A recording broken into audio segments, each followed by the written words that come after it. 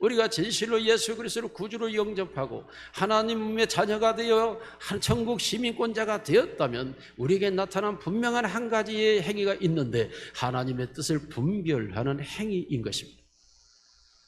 하나님의 뜻을 분별하는 행위가 있을 때 그게 내가 받은 사람이라는 증명이 되고, 내가 변화받았다고 하는 말은 내 마음이 갱신, 새로워졌다라는 결론에 도달할 수가 있습니다.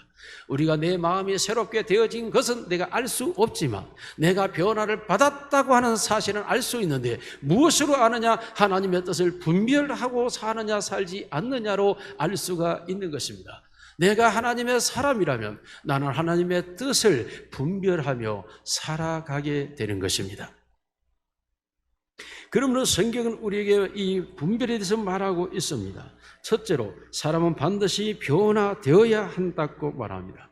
심령이 새롭게 됨과 분별함의 중심에는 변화라는 단어가 존재하고 있습니다. 변화되어야 한다라는 것입니다. 사람은 변화되어야 합니다. 왜 그랬을까요? 하나님께서 사람을 하나님의 형상으로 창조했기 때문입니다.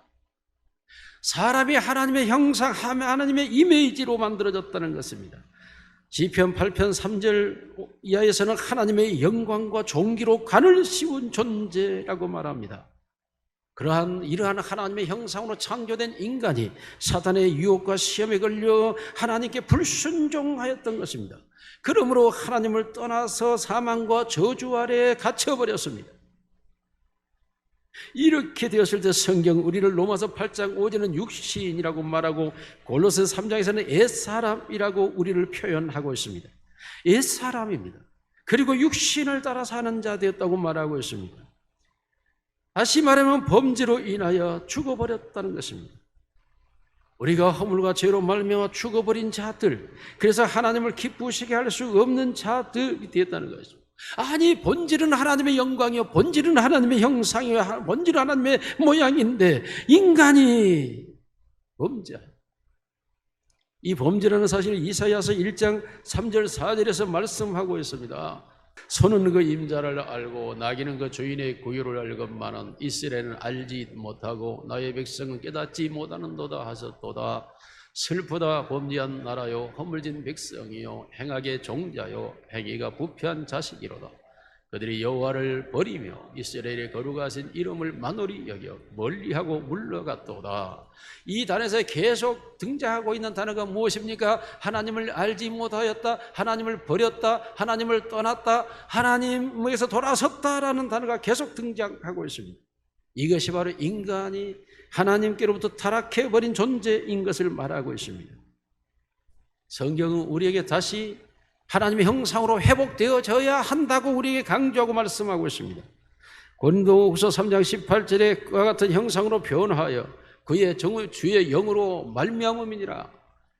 우리가 그와 같은 형상으로 변화하여, 그와 같은 형상, 예수 그리스도의 형상, 그 형상으로 우리가 변화하여 하나님의 형상으로 다시 변화하여 우리의 힘으로 아니라 그의 영으로 말미암아 되는 이 단계로 우리를 부르셨다고 말씀하는 것입니다. 골로새서 3장 9절 이하에서도 그는 보이지 않는 하나님의 형상으로 우리에게 말하고 있습니다.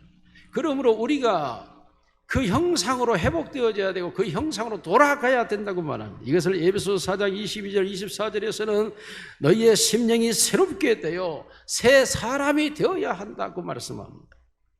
이와 같이 성경은 우리에게 끊임없는 변화를 말씀하고 있는 것입니다.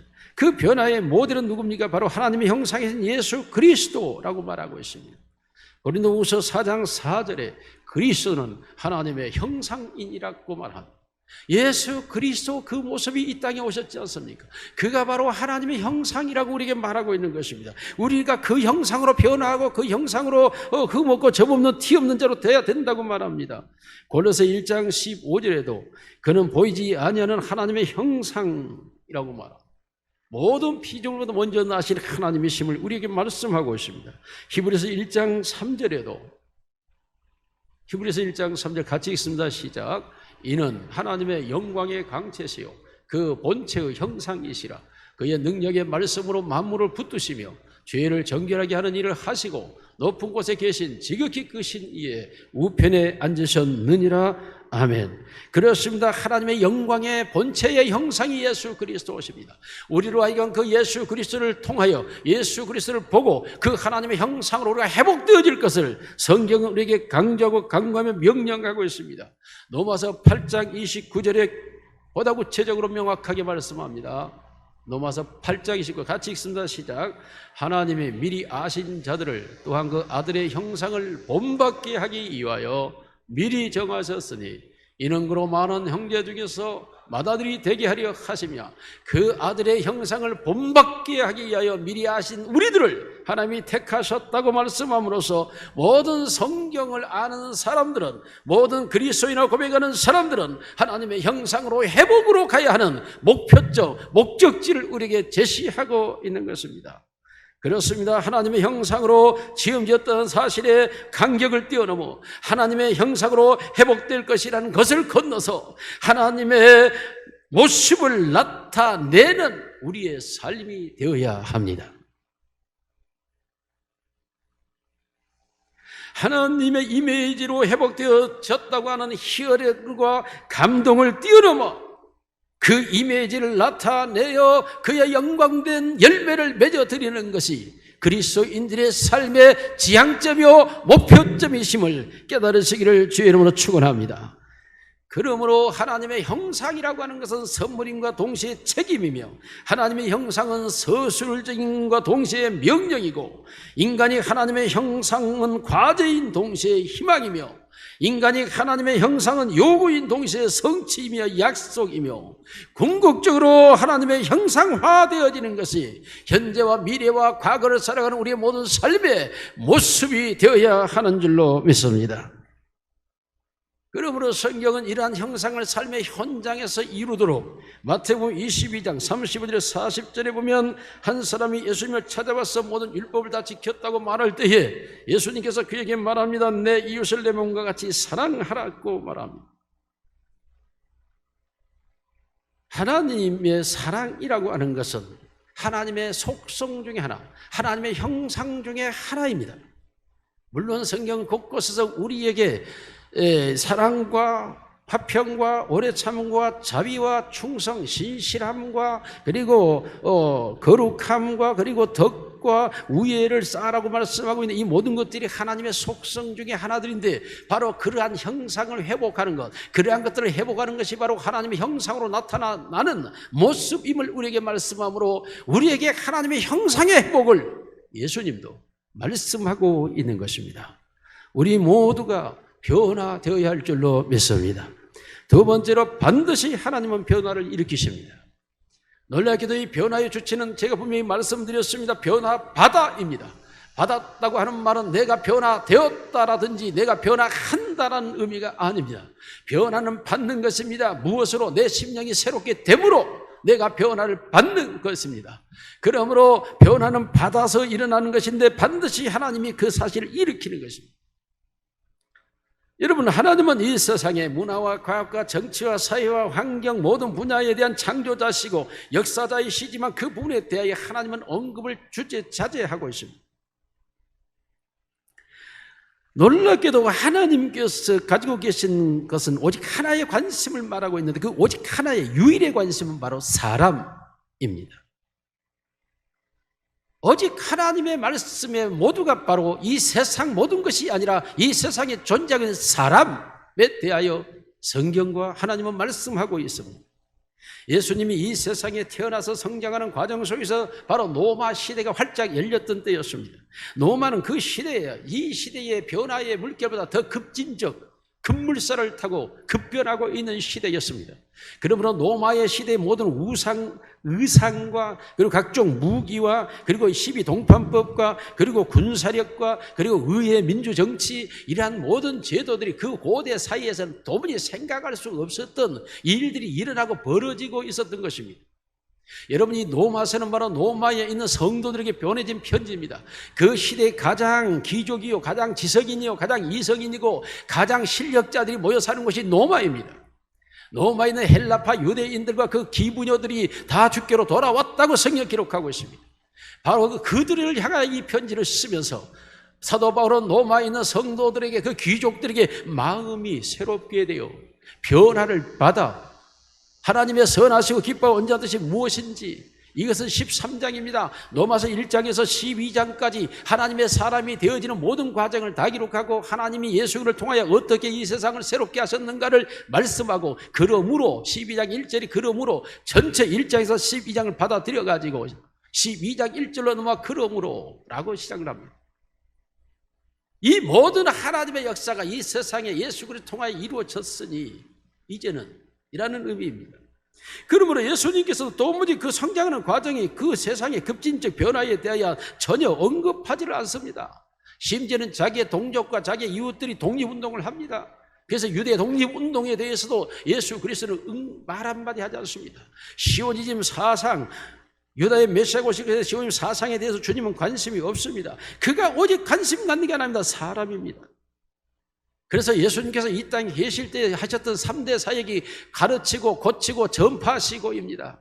고쳤다는 것은 육신의 문제를 치료하셨다는 의미고, 가르쳤다고 하는 건 정신 세계를 변화시켰다는 것이고, 하나님 나라 전파였다고 하는 영적 세계를 그들에게 알려줬다는 것입니다.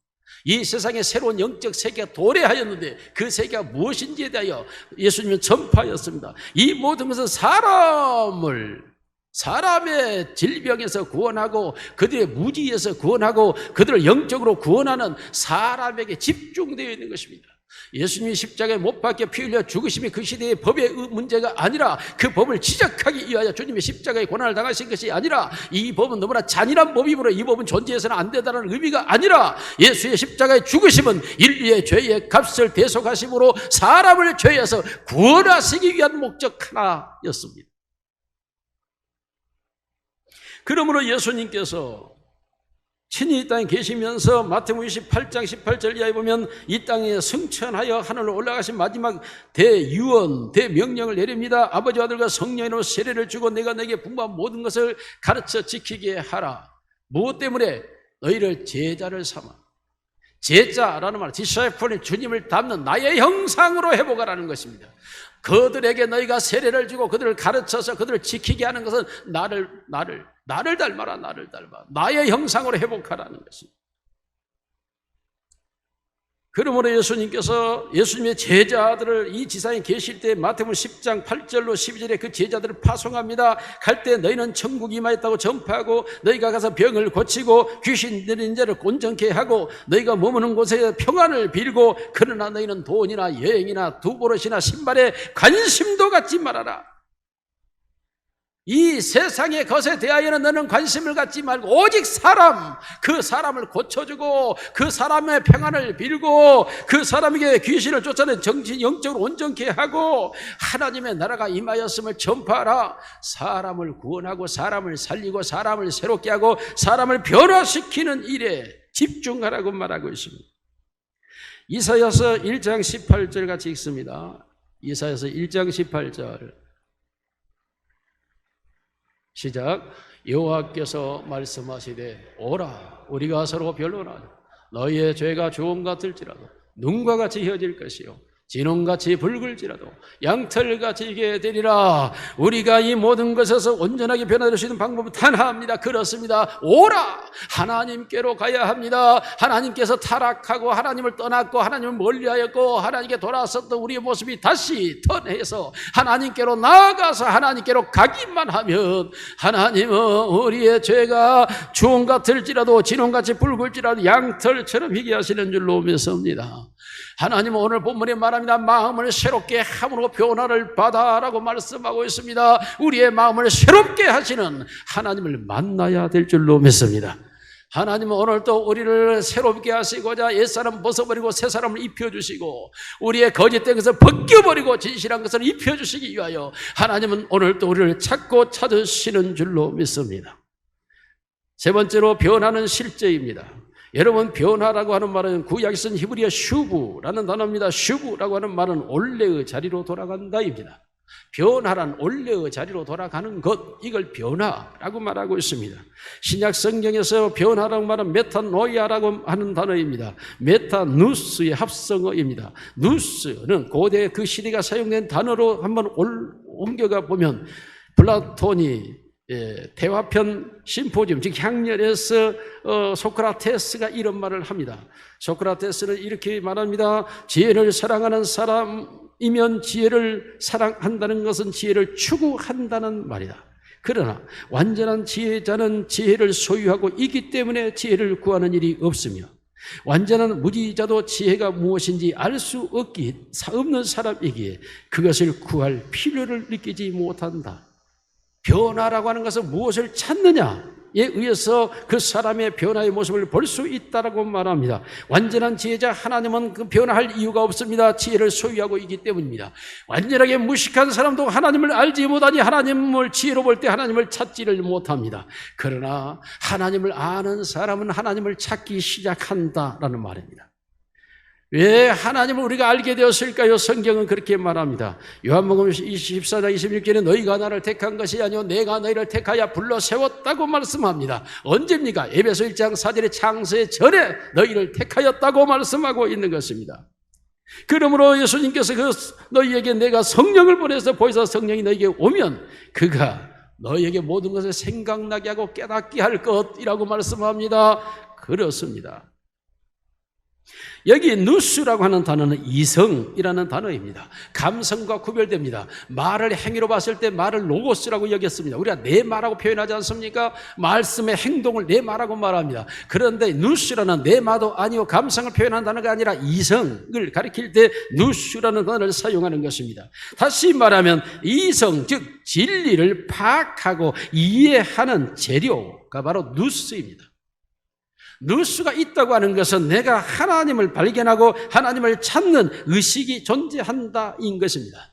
제가 수없이 말씀드렸습니다. 여러분, 우리가 심령이 새롭게 되어 변화를 받았다고 하는 말은 무슨 의미냐? 바로 내가 하나님에 대한 자각이 있었다, 지각이 있었다가 아닙니다. 인지가 있었다가 아니라 인식이 있었다가 아닙니다. 인식은 정체 상태고 인식이 의식화되죠. 즉 인식이 활동하는 것을 의식이라고 말합니다. 하나님에 대한 의식이 발동되기 시작했다라는 의미입니다. 하나님에 대한 의식이 살아있다라는 것입니다. 하나님에 대한 의식이 활동하고 있다는 것입니다. 내 안에 하나님에 대한 의식이 활동되고 있는 게 메타노야, 메타누스, 즉 회개하였다, 돌아왔다, 변화되었다라는 뜻의 의미인 것입니다. 성경이 우리를 변화받았다고 하는 것은 내 의식이 하나님을 향해 활동하고 있느냐, 하나님에 대한 활동이 없느냐에 의해서 내가 메타노이아냐 아니냐를 우리가 확인할 수가 있다라는 의미인 것입니다. 사랑하는 성도 여러분, 우리는 슈브, 원래의 자리로 돌아가야 합니다. 하나님이 창조한 형상의 자리로 돌아가야 합니다. 하나님이 창조한 그 모양으로 회복되어야 합니다. 우리의 모습 속에 하나님을 나타내야 합니다. 하나님의 온갖 여러 가지 속성들이 우리 각양 속에서 나타나야 합니다. 각양의 은사로, 각양의 성령의 열매로 우리는 하나님을 나타내야 할 하나님의 형상이요 하나님의 이미지들입니다. 우리에게서 하나님의 형상이 나타나지 않는다면 하나님을 알지 못하는 사람들은 하나님을 찾을 수도 알 수도 찾지도 못하게 되는 것입니다. 오늘 우리는 우리 하나님을 향한 의식이 살아나 있기 때문에 오늘 거룩한 주의 날을 우리는 인식하고 그 날이 하나님을 예배하는 날인 줄로 우리 의식이 활동하여 하나님을 예배하는 자로 우리가 나온 줄로 믿습니다. 하나님을 예배할 때 우리의 의식은 더욱더 활성화되어야 합니다. 하나님을 예배하는 자의 모습이 어떠해야 합니까? 신령과 진리로 예배하는 자로 들어가야 합니다. 그렇습니다. 성령 안에서 말씀을 따라 예배하는 자가 되어야 하고 그 일을 준비하며 예배하여 하나님께로 나아가야 합니다. 그러나 신령이 무엇입니까? 진리가 무엇입니까? 그 깊은 단계 속으로 더 들어가야 됩니다. 이와 같이 우리의 의식은 하나님을 향해 점점 찾아 들어가면서 그 깊이와 넓이와 높이와 넓이를 더 진행하면서 하나님의 세계로 점점 들어감으로 내가 하나님의 모습을 나타내는 삶을 살아가는 것, 이것이 바로 내가 메타노야 변화받아 하나님의 사람이 된 것을 의미하고 있는 것입니다.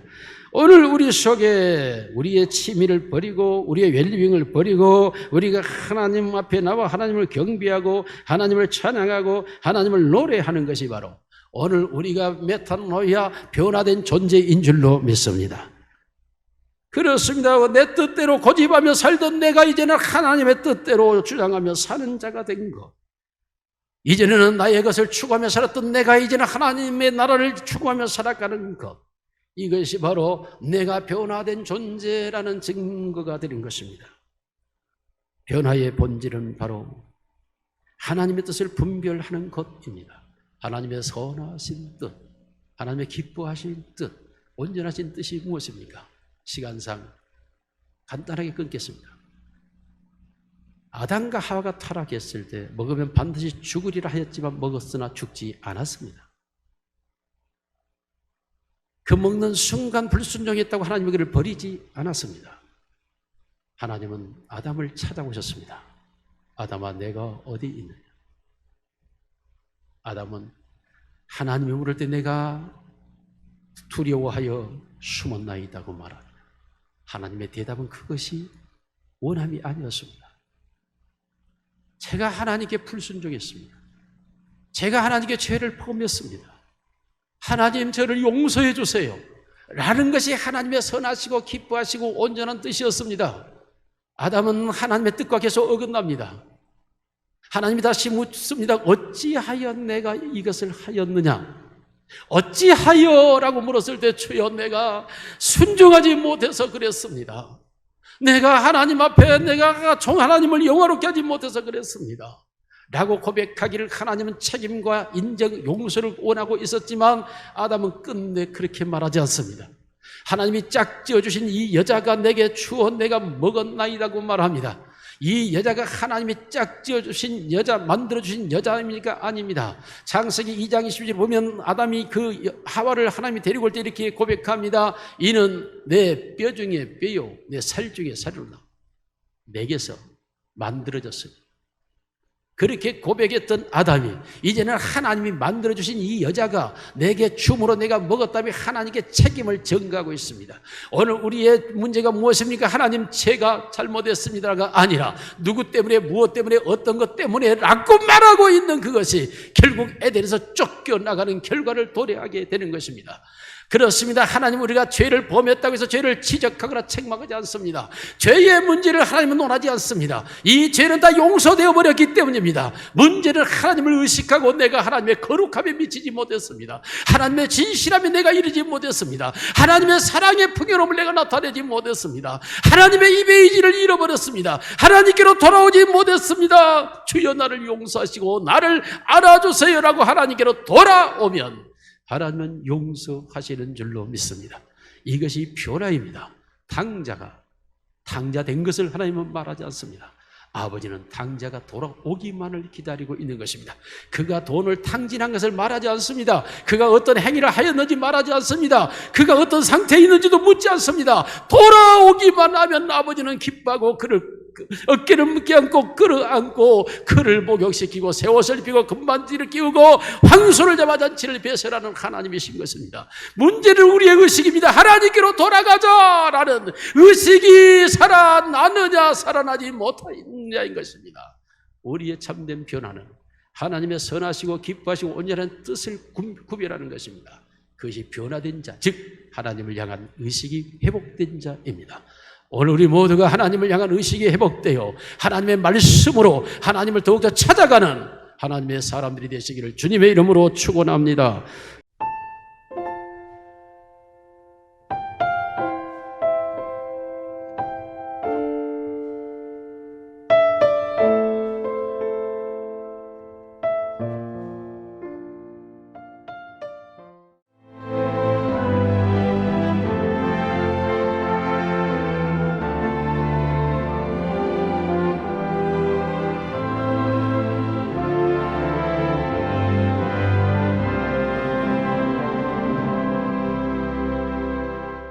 만약 섬에 색을 입힌다면 어떤 일이 생길까? 섬의 변신, 마음도 상쾌하다. 보라색 여행. 마음이 설레는 노란색 여행. 내 마음에 주는 선물, 주홍색 여행. 또 다른 나를 발견하는 행복 여행. 신안군. 여기 대한민국 사람 누구나 사랑하는 섬이 있습니다. 천사섬 신안, 보랏빛 퍼플섬. 보랏빛 길과 보랏빛 지붕과 보랏빛 향기 가득한 라벤더까지 보라 세상의 모든 보랏빛을 만나시라 섬 라벤더 축제를 천사섬 신안.